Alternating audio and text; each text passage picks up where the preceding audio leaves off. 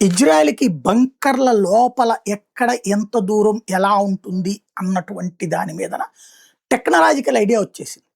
ఎందుకంటే ఇజ్రాయెల్ యొక్క దాడులు దృష్టిలో పెట్టుకొని పాలస్తీనా, లెబనాను అలాంటి చోట్లన సొరంగాలు తవ్వేసుకున్నారు. భూమి అడుగున నగరాలు పుట్టుకొచ్చినాయి అక్కడ. మనకు గనక ఢిల్లీ లాంటి చోట్ల చూస్తే మెట్రో భూమి అడుగున ఉంటది. సింగపూర్‌లో కూడా భూమి అడుగునే ఉంటది. మనకి పైన షాపింగ్ కాంప్లెక్స్‌లో అటు ఇటు షాప్ ఉంటది. మధ్యలో చిన్న గేట్ ఉంటది. తీసుకెళ్తే గనక ఒక పెద్ద విశాలమైనటువంటి మెట్రో స్టేషన్ ఉంటది సింగపూర్‌లో. దుబాయ్‌లో అట్లాగే ఉంటాయన్నమాట. అలాంటి సిట్యుయేషన్ ఇక్కడ కనబడుతున్నది. ఏది మన ఇజ్రాయెల్ దాడి చేసేటటువంటి దేశాలైనటువంటి ఇరాన్ కావచ్చు, పాలస్తీనా కావచ్చు. ఇజ్రాయెల్‌లోనేమో బంకర్‌లుంటాయి. ఇరాన్‌లోనేమో ఏకంగా నగరాలే ఉంటాయి అడుగున. ఇప్పుడు మొన్న పాలస్తీనాతో దాడుల సందర్భంగా గాజాలో కనిపెట్టినటువంటి తరహాలోనే అక్కడ కొన్ని టెక్నాలజీ అప్పుడు కనిపెట్టడం బిగిన్ చేశారు వాళ్ళు.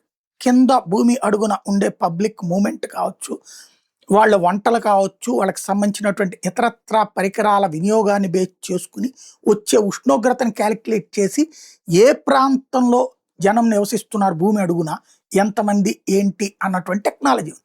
దాన్ని పట్టుకునినే మొన్న ఆయుధాగారాలు ధ్వంసం చేసింది. అయితే ఇరాన్ అనేది ఏదో చిన్న దేశం కాదు. మన బెజవాడ అంతా, గుంటూరు అంతా ఉండదు. భారతదేశం కంటే విశాలంగా ఉన్నటువంటి భూభాగం. అడవులు, కొండలు, కోనలు ఉండేటటువంటి దేశం. కాబట్టి ఇప్పుడు వాటి అంత పెద్ద దేశంలో ఇది ఇజ్రాయెల్‌కి ఉన్నటువంటి సైన్యమే తక్కువ. వాళ్ళ జనాభా తక్కువ, వాళ్ళ సైన్యం తక్కువ. కాబట్టి ఒక్క రోజులో చేసే దాడి కాదు. టెక్నాలజీ ద్వారా కనుక్కొని అలాగే అక్కడున్నటువంటి దేశద్రోహులు ఉంటారు గదా! శత్రువుకి సమాచారం ఇచ్చే ఇరాన్‌లో ఉన్నటువంటి వాళ్ళ ద్వారా దెబ్బ కొడుతుందది.